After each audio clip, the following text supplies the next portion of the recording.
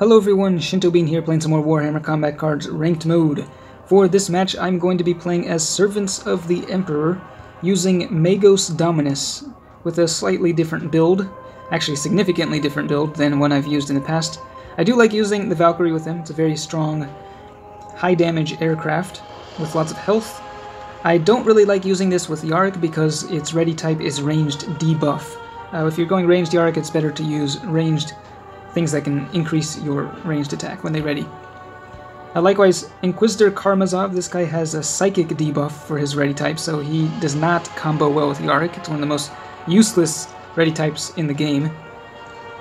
This guy has just been kind of underperforming for a while. He used to deal less damage, and he also used to have Inspiring Presence. His trait was changed to Fear more recently, and I think that would make him combo pretty well with Magos because of the special rule which increases the health of your bodyguards. So Fear on high health units is pretty strong. And then we got the Basilisk. I just leveled this up to 7, so it can punch pretty hard with the ranged Barrage. And then I've just got a bunch of cheap infantry. Got another Barrage card. The Rogue Trader. He is a pretty strong one for 6 points. We've got some healing here, and then the 2 endless infantry cards. Alright, so let's go ahead and deploy and see who we're up against. Now, it's been a few days since I last uploaded a video, and I have actually recorded quite a few videos in that time, but I just wasn't really finding anything interesting that I thought worth sharing. A lot of the enemies I faced were very low level, just much lower ranking players, and it was just kind of an unfair matchup. We're up against Captain Badruck, and these are not super high level cards, but I'm going to deploy old Inquisitor Karamazov at the beginning. We'll see how good this Fear actually is. One nice thing about Fear is that it's pretty effective at also reducing the damage of certain traits, like Barrage, Psionic Blast, Death Blow, Furious Charge, and whatnot, so we'll see what he can do. Dropping down the Basilisk. And, okay, Makari in the center lane. I think we'll move the Basilisk over into the center lane. We do want that thing surviving. And we'll just go for some extra health here at the beginning. Now, Makari has a guaranteed ranged debuff, so that means we won't be able to deal a whole lot of range damage for some time. I think it might be better just to sit back and counterattack with the Basilisk. Let them go ranged. And we can instead go with the melee attack. Now, this is one of the few cards in the deck that actually has a decent melee attack, so I'm going to go with that. And Basilisk is buffing ranged. Of course, if they go ranged again, or if they do anything, Makari is just going to debuff the ranged back down to nothing once again. Defcopter is getting the extra attack here, 32 damage. And there goes the healing from the Shroud Psalm. So pretty big counterattack from the Basilisk there, doing a very nice job of dishing out the damage in the center lane. Alright, they've got the Snazwagon with 2 shields. It's at level 8. At least it doesn't have 3 shields, right? Alright, so do I want to put down my infantry? What are we going to do here? I think we will go with the infantry, and the Snazwagon will get the extra attack, unfortunately, but I think it's worth it. We'll go with the melee attack once again. Look at this guy, he's barely taken any damage, thanks to the healing.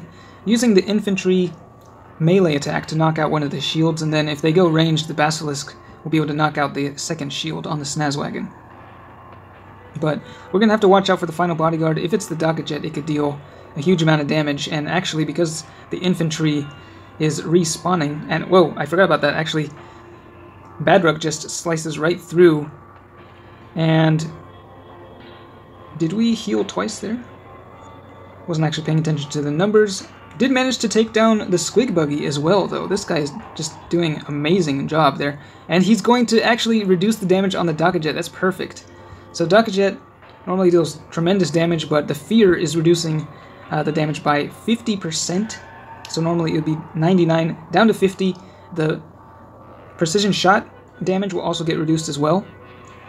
Do we want to keep the Basilisk in the center, or in the I think we'll keep the Basilisk in the left-hand lane. and just deploy the Tempestus Scion.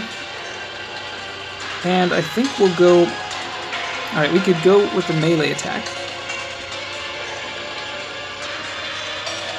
Yeah, I think we're going to go melee here.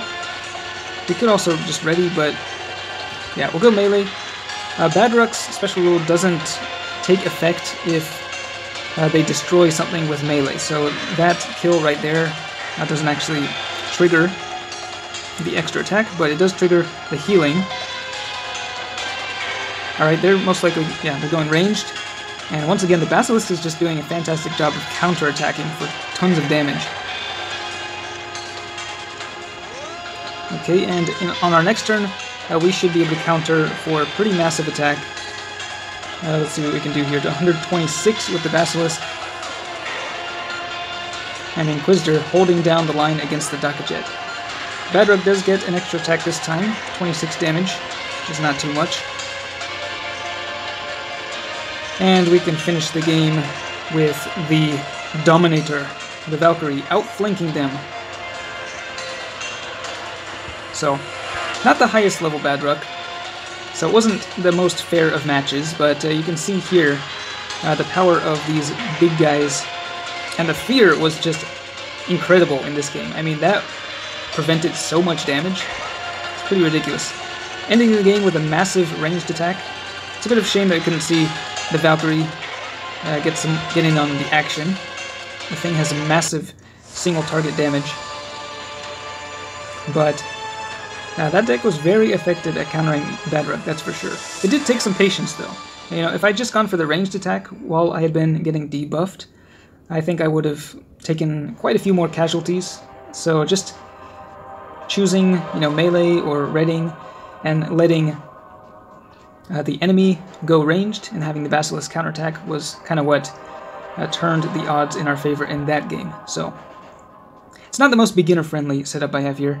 This thing, it's a legendary, and it actually does a pretty good amount of damage at level 2, but yeah, it just gains a lot more health as you leveled up.